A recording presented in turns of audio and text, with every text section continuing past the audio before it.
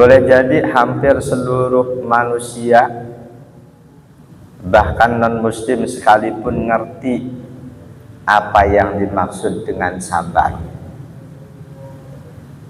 Walaupun andaikan disuruh jelasin, coba jelasin sabar itu apa, mungkin banyak yang bingung merangkai kata untuk menjelaskan apa itu sabar.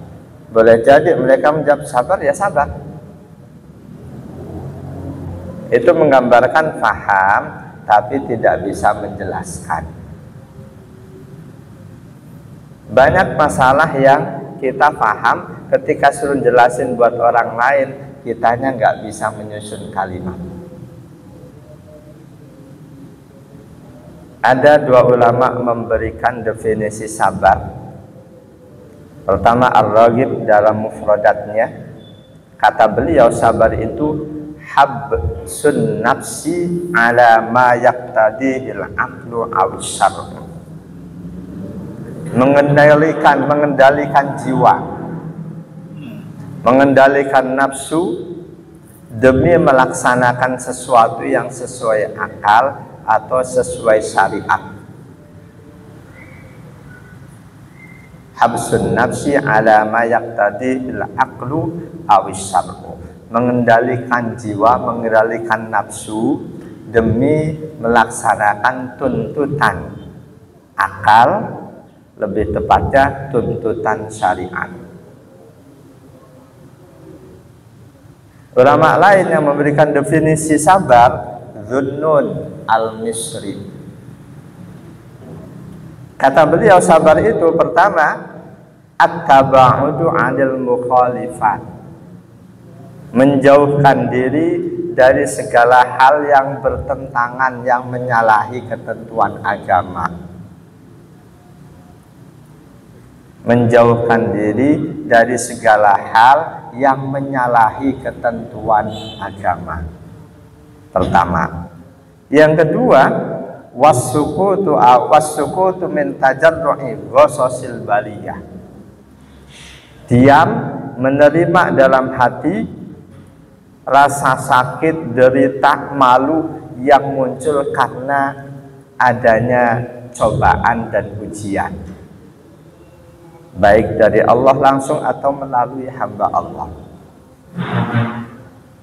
Kita menerima, kita tahan diri kita dari rasa nggak enak, rasa sakit yang muncul, baik dilakukan oleh orang lain atau dari Allah langsung.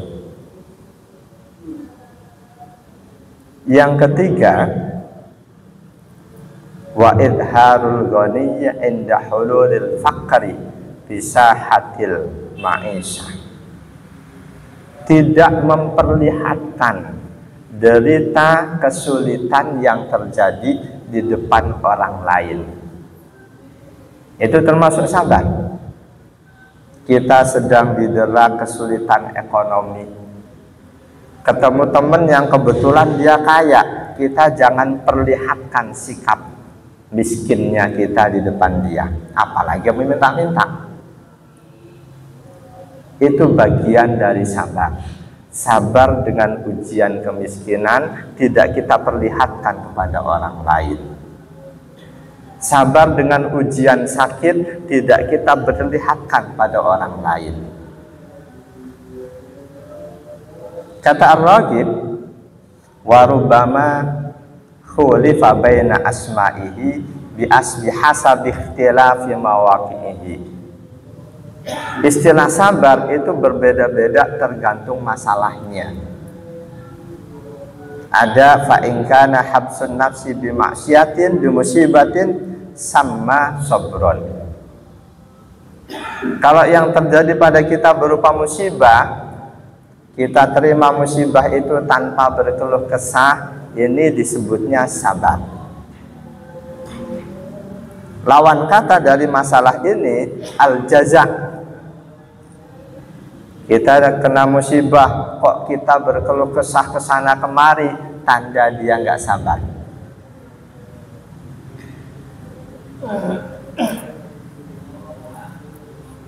diuji dengan sesuatu yang memang masuk kategori sulit, kok kita keluh kesah kesana kemari, ngomong ke banyak orang, mengharap bantuan, itu tanda kita tidak sabar. Berarti kita masih ada di kelas umumnya manusia. Jadi manusia secara umum Allah ciptakan sebagai makhluk yang suka berkeluh kesah. Ketika kita mendapat kesulitan, berkeluh kesah, curhat ke manusia, tidak cuma kepada Allah, berarti kita masih di kelas umum, kita belum istimewa. Baru kelas kita lebih istimewa, kita masuk kategori sabar ketika Allah uji dengan sakit, kita cuma berkeluh kesah kepada Allah. Orang yang kita cintai diwafatkan oleh Allah, kita memperlihatkan sedih cuma kepada Allah, tidak kepada yang lain. Jadi ketika kita susah, berkeluh kesah kesana kemari, itu kelas kita masih kelas manusia biasa, belum ada peningkatan. Seluruh manusia pada dasarnya memang sebagai makhluk yang suka berkeluh kesah. Ketika senang, sebaliknya dia tutup mulut. Sedapat mungkin kesenangannya nggak diketahui oleh orang lain. Ketika susah, sebaliknya pengennya semua orang tahu. Bahkan melalui medsos diumumin bahwa kita sedang menderita. Ini kita masih kelas biasa, belum istimewa, belum ada kesabaran dalam diri kita. Bahwa pada dasarnya seluruh manusia sebagai makhluk yang suka berkeluh kesah, di surah Al-Ma'arij, surah ke-70 dari ayat 19 dan berikutnya. A'udzubillahi minasyaitonir rajim. Innal insana khuliqa halu'a idza massahu syarru jazu'a wa idza massahu khairu manu'a illal musallin alladzina hum 'ala salatihim daimun. Innal insana, sesungguhnya manusia itu khuliqa, diciptakan oleh Allah, halu'a, sebagai makhluk yang suka berkeluh kesah. Idza massahu syarru jazu'a, ketika dia ditimpa kesulitan, penderitaan, dia banyak keluh kesah kesana kemari, selalu resah, gelisah, segala macam. Itu masih manusia biasa. Wa idza massahu syarru jazu'a, sebaliknya wa idza massahu khairu manu'a, ketika Allah berikan kebaikan, Allah berikan nikmat, manu'a, dia lupakan Allah, dia menutup diri dari orang lain. Illal musallin, kecuali orang-orang yang istiqomah mengerjakan sholat. Ini mengisyaratkan bahwa adanya ibadah sholat buat kita umat Islam untuk mengeluarkan kita dari status sebagai manusia umum yang suka berkeluh kesah. Sholat melatih kita untuk cuma mengadu kepada Allah. Kesulitan apapun, ngadulah kepada Allah. Itu sholat diantara tujuannya melatih kita untuk supaya dalam menghadapi segala masalah ngadulah kepada Allah. Termasuk kita bingung mau memilih presiden yang mana nih, ngadu pada Allah dengan sholat istikharah.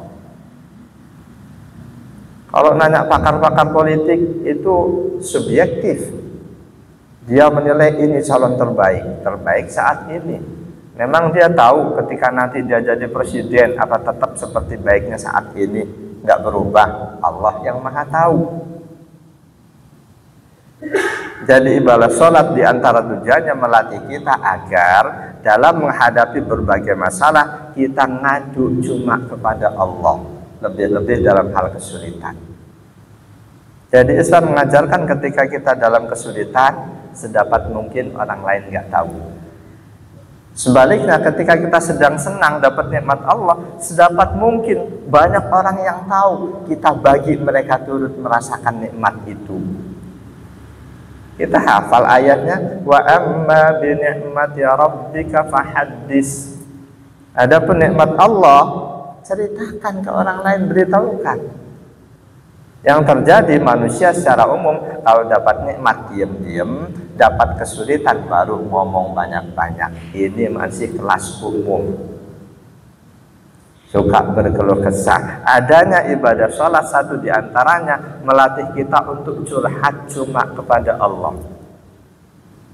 Dalam hadis sahih riwayat Imam Muslim, Rasul menegaskan ketika seseorang sholat, sebetulnya dia sedang munajat dengan Allah, bisik-bisik dengan Allah.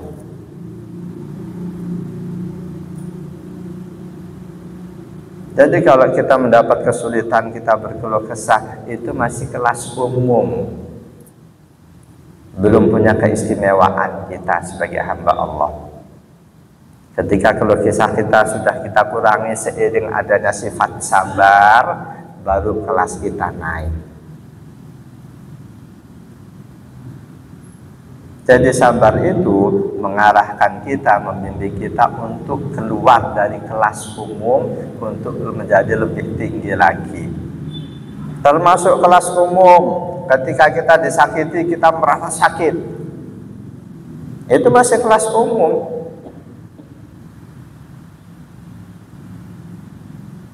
Ada kisah sahabat Abu Bakar yang semula dianggap sebagai sahabat terbaik dengan keimanan yang tertinggi. Suatu saat ternyata kelas umumnya beliau masih terlihat, tapi segera naik kelas beliaunya. Ketika beliau kasus ketika putri beliau difitnah. Di antara yang ikut menyebarluaskan fitnah yang menimpa Aisyah radhiyallahu anha, di antara yang ikut menyebarluaskan, nge-share fitnah itu, namanya Mistah bin Usasah, saudara sepupu sahabat Abu Bakar As-Siddiq yang selama ini ekonominya ditunjang oleh sahabat Abu Bakar As-Siddiq. Ketika selanjutnya apa yang terjadi pada Aisyah Ummul Mukminin itu betul-betul fitnah, dan Mistah ikut nge-share, ikut menyebarluaskan, sahabat Abu Bakar marah. Beliau bersumpah untuk menyetop bantuan ekonomi yang selama ini dia berikan. Marah karena Mistah ikut menjelek-jelekkan putri beliau. Ini masih kelas manusiawi. Ketika selanjutnya Allah turunkan ayat di surah An-Nur ayat 22, oleh Rasul dibacakan ayat itu, sahabat Abu Bakar langsung merasa ini ayat diturunkan untukku, untuk menegur aku. Dan begitu ayat dibacakan selesai, beliau langsung naik kelasnya, tidak lagi sebagai manusia biasa yang ketika disinggung, disakiti, beliau sakit. Enggak. Ayatnya, wala ya'tali ulul fadli minkum was-sa'ati ayyu'tu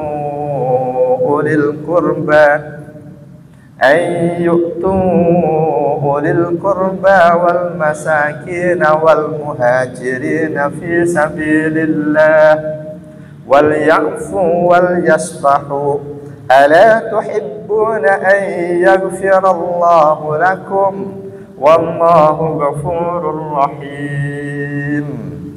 Ini sebab nuzulnya sahabat Abu Bakar marah karena Mistah ikut menyebarluaskan fitnah terhadap Siti Aisyah.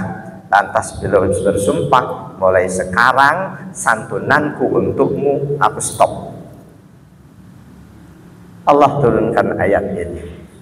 Janganlah orang yang diberi kelebihan oleh Allah kelebihan harta, keluasan rezeki, bersumpah untuk tidak lagi menyantuni kerabatnya, orang-orang miskin, dan orang-orang yang hijrah di jalan Allah.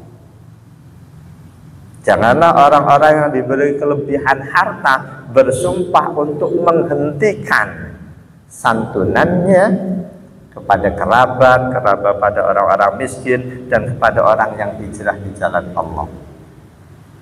Wal ya'fu wal yasfahu, berikan maaf atas kesalahan mereka, maafkan mereka, abaikan kebodohan mereka. Ala tuhibbuna ayaghfirallahu lakum, tidakkah kamu lebih memilih, lebih mencintai ampunan Allah buat kamu? Wallahu ghafurur rahim, Allah Maha Pengampun lagi Maha Penyayang. Manakala ayat ini turun, sahabat Abu Bakar langsung, ini ayat pasti untuk menegur aku. Sumpah yang duluan beliau tarik, diganti dengan sumpah yang baru. Demi Allah, apapun yang kamu lakukan kepadaku dan keluargaku, aku akan tetap santuni kamu. Kelasnya naik saat itu. Jadi ketika kita disakiti, masih merasa sakit, nama kita dicemarkan, kita masih tersinggung, itu kelas kita masih kelas biasa, belum istimewa. Lain halnya kalau yang dihina itu agama Allah, ayat-ayat Allah, Rasul Allah, ya ini kita wajib marah. Dalam kasus itu ketika kita nggak marah, oleh Imam Syafi'i kita dikatain keledai. Jadi ketika Allah, Rasulullah, ayat-ayat Allah dihina, dilecehkan, kita nggak marah, oleh Imam Syafi'i kita dikatain keledai. Kata beliau, manis tughdiba walam yaghdab fahuwa himar. Siapa yang seharusnya marah kok nggak marah, dia itu keledai. Boleh jadi beliau menyamakan dengan keledai karena keledai itu makhluk hewan yang nggak suka marah. Boleh jadi, saya belum pernah ketemu dengan keledai. Jadi ketika pribadi kita yang dihina, dilecehkan, dicemarkan nama baik kita, kita sabar, itu tanda kelas kita sudah lebih tinggi dari kelas kebanyakan. Siti Aisyah saja bersumpah Rasulullah tidak pernah marah ketika pribadi beliau dihina. Tapi kalau agama Allah dihina, beliau pasti akan marah karena Allah. Sahabat Abu Bakar As-Siddiq pada mulanya marah ketika Mistah ikut menyebarluaskan fitnah putri beliau. Wujud kemarahan beliau bersumpah, santunanku untukmu mulai saat ini aku cabut. Ketika Allah tegur beliau dengan An-Nur ayat 22, beliau langsung insaf, langsung sadar. Sumpah semula diganti dengan sumpah baru. Jemaah dan Allah wa iyyakum ajmain. Mungkin contoh kecil, kita sedang berjalan menuju masjid, baru selesai hujan, baru berhenti. Anak muda naik motor nggak pakai adab, nyiprat, kotorlah pakaian kita. Ketika saat itu kita marah, berarti kita masih kelas biasa. Kalau kita nggak marah, kita langsung kembalikan. Ini ujian dari Allah untukku, ujian untuk kesabaranku. Semoga kamu selamat, nak, hati-hati di jalan. Nggak ada rasa marah. Kalau toh itu najis, kita pulang kembali. Nggak jadi berjamaah, insya Allah nilai jamaah kita tetap Allah berikan. Jamaah dan Allah ya ajmain.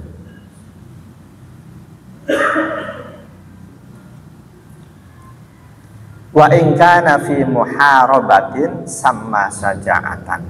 Ketika sabar itu dalam hal kita dituntut untuk maju perang menghadapi musuh di medan perang. Kesabaran dalam hal ini disebut saja'ah. Lawan katanya al-jubn, pengecut. Jadi ketika sabarnya itu sabar menghadapi musuh di medan perang, disebutnya syaja'ah. Wa in kana fi naibatin uddaratin summiya rahabus sadri. Kalau kesabarannya dalam hal kita mungkin dikucilkan oleh masyarakat karena fitnah, siapapun yang dikucilkan akan merasa dunia ini sempit. Nah, wujud kesabarannya dalam hal itu disebut rahabus sadri, orang yang tetap merasa lapang dadanya meskipun dikucilkan oleh masyarakat. Ketika kita difitnah lalu masyarakat mengucilkan kita, kok kita merasa dunia ini sempit, berarti belum ada sabar dalam diri kita. Wa in kana fi imsakil kalami summiya kitmanan. Jika kesabaran itu berupa kita harus menyembunyikan omongan. Kita punya informasi yang nafsu kita pengen banget untuk menyebarluaskan informasi itu, tapi kita tahan diri, kita sembunyikan omongan itu. Ini sabar dalam hal ini disebut kitman. Lawan katanya al-hadar, ceplas-ceplos. Jadi ceplas-ceplos dalam Islam itu sesuatu yang tidak baik. Tetap harus ada omongan yang kita rahasiakan, berupa keburukan seseorang yang kita ketahui, wajib kita rahasiakan kalau kita ingin keburukan kita dirahasiakan oleh Allah. Dalam hadis sahih dari sahabat Abu Hurairah riwayat Imam Bukhari 7028, Rasul menyatakan man satara musliman satarahullahu fid dunya wal akhirah. Siapa saja yang menyembunyikan, menutup aib saudaranya, maka Allah akan menutup aibnya. Allah akan menutup keburukannya dari dunia sampai akhirat nanti. Jadi ketika kita tahu rahasia seseorang, tahu aib seseorang, nafsu kita gatel pengen ngomongin hal itu, kita tahan diri, kita sembunyikan itu. Sabar dalam hal ini disebut kitman. Lawan katanya al-hadar, ceplas-ceplos. Tapi secara umum kata ar-raghib waqad sammallahu ta'ala kulla dzalik sabrun, secara umum semuanya boleh disebut sabar. Menyembunyikan omongan orang, keburukan orang, sabar. Menghadapi musuh di medan perang, kita tetap maju, sabar. Itu secara umum. Tapi masing-masing punya nama khusus. Jamaah dan Allah wa iyyakum ajma'in.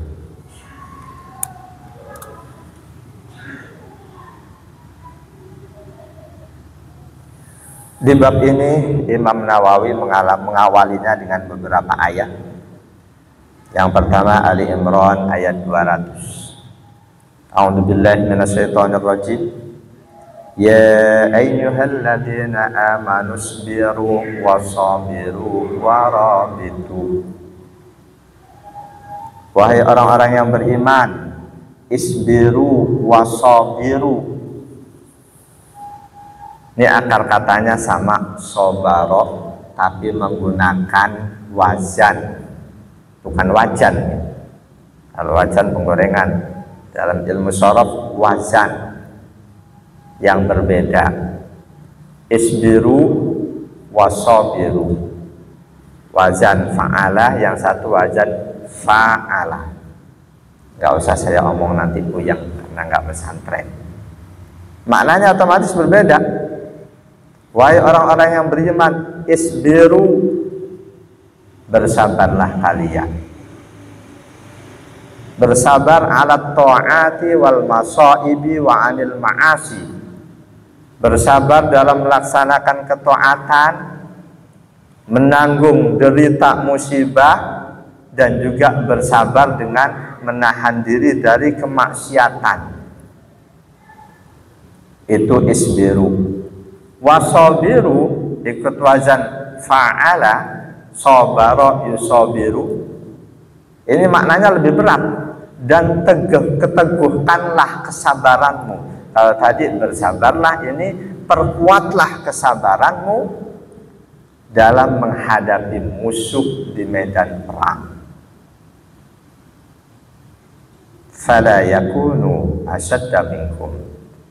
Ketika muslim di medan perang teguh kesabarannya, maka musuh tidak akan pernah mampu mengalahkan muslim. Dan itu sudah dibuktikan oleh sejarah. Di perang yang pertama, perang Badar, jumlah pasukan muslim cuma berapa persen, 30% dari pasukan musuh. Mereka teguh patuh mengikuti komandan Rasulullah, sabar, Allah berikan kemenangan. Setan pintar. Setelah menang di perang pertama, perang Badar, perang kedua Uhud, setan memasukkan was-was, memasukkan bisikan-bisikan. Dulu jumlah kamu dikit, cuma 30%, musuh bisa kamu kalahin.